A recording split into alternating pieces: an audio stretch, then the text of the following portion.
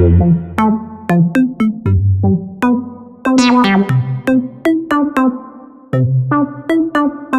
guys, welcome back to my channel. If you don't know me already, my name is Celine. I am a 5th year student doctor at the University of Cambridge and I'm also the founder of MedCell Academy. Welcome back.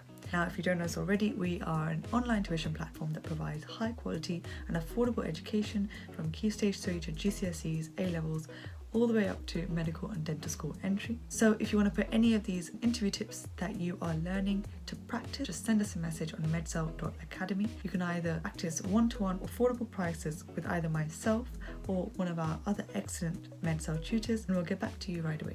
But for now, let's get into the video. So I'd like to think of the ideal answer a bit like a sandwich.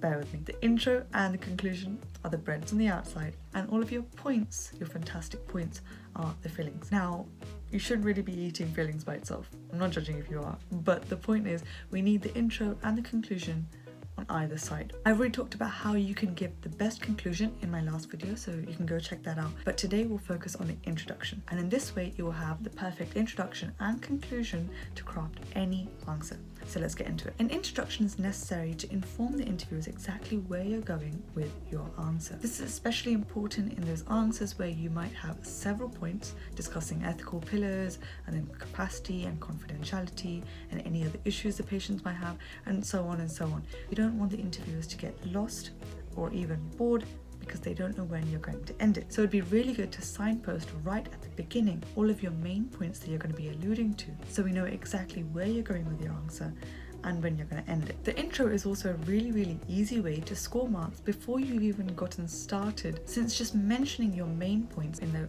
10-second intro will tick boxes before you even started your answer. So why wouldn't you want an intro? Now, in terms of structure, the intro structure is quite similar to the conclusions, but probably a bit shorter. Let's say the question is you have an ethical scenario and you're asked to consider what the main ethical issues are. There are 3 variations of this possible introduction. You can either start it on a basic note, for example, so there are many ethical issues I would like to consider in this scenario.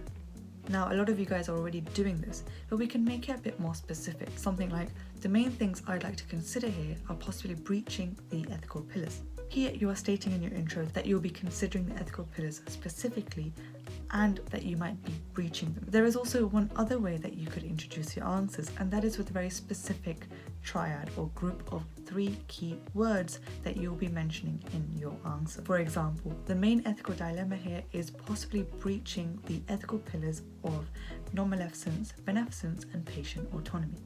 So in this way, you've given around 6-second intro, bringing 3 specific things that you'll be referring to in your answer, or as I like to call it, the introduction of triads. Now, of course, as you continue your answer, you'll think of several new points, perhaps, that you might have not mentioned in your introduction, and that's fine. You can summarize those new, unique points that you've thought of halfway through your answer in your conclusion. Check out my other video to see how you can do that. There you have it, guys, 3 variations of intros that you can use for any answer. As long as you are specific in your intro, bringing 3 keywords or 3 main points that you'll be referring to in your answer into your introduction, then you've got the perfect beginning for any answer. So thank you so much for coming. If you want to put any of these interview tips to use one-to-one with either myself or another one of our tutors, then again DM us on medcell.academy and we can organize a lesson right away for you.